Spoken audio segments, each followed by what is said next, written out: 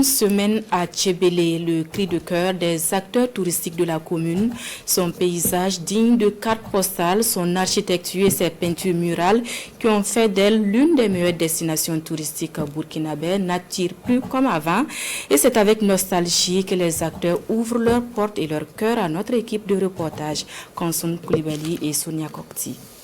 7 ans de cela, le tourisme, ça va pas. Ouais. Pierre est le propriétaire de l'auberge Konkolo à Tchébélé, qui aujourd'hui ne reçoit pratiquement plus aucun client. Le tourisme dans la localité perd en effet de sa splendeur pour de multiples raisons, et cela dure depuis plusieurs années. C'est l'arrivée d'un certain touriste depuis le 8/5/2003 jusqu'à 2006-2009.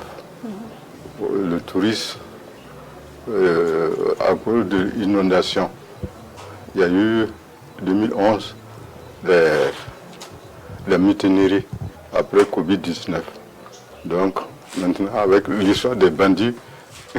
La quinzaine de chambres ici est vide, le restaurant abandonné. La situation concerne bien d'autres sites d'hébergement. L'auberge Konkolo a désormais pour seul travailleur le gérant et sa femme. Pourtant, les années antérieures, pour y séjourner, il fallait procéder par des réservations sur des sites internationaux. Pierre s'est séparé de sa dizaine d'employés et avec sa femme aujourd'hui, pratique en parallèle l'élevage. Sa situation est similaire à celle de ce musicien et guide touristique depuis son jeune âge, qui dans sa nostalgie, partage des moments qu'il offrait aux touristes. Le piment l'a piqué, le lion a commencé à chanter. Le lion m'a il fait, l'éléphant m'a il fait, l'antilope m'a il fait, mais moi je ne fais pas.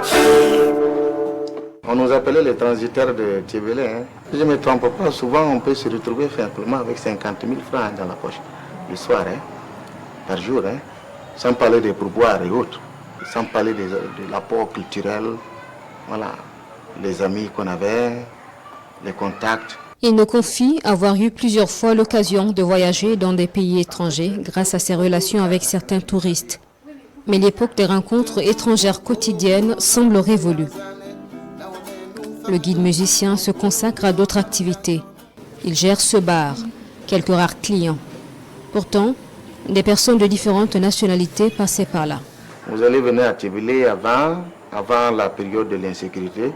Vous allez vous croire vous allez voir une mixtitude de gens puisqu'il y avait des touristes.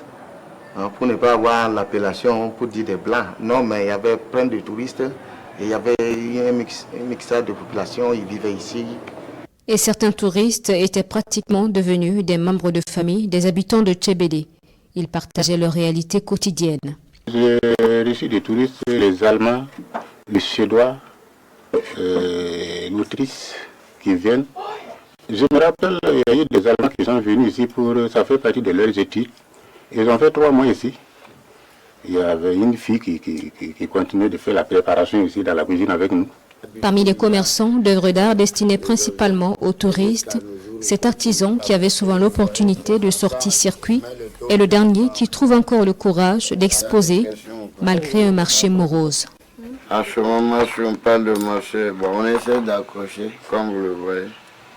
On essaie d'accrocher parce que c'est notre domaine quand même.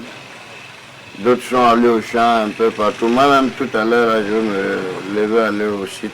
Les sites touristiques à Tchébélé sont aussi en dégradation. Cette habitation Kassena, par exemple, visitée des milliers de fois. L'on nous explique que les ressources utilisées pour entretenir ces lieux provenaient des activités touristiques et sont aujourd'hui inexistantes. La Cour royale de Tchébélé a enregistré 1000 touristes en 2007, selon une étude menée dans un rapport de mémoire d'une élève de l'ENAM en 2011. Aujourd'hui, les touristes sur ce site se comptent sur le bout des doigts.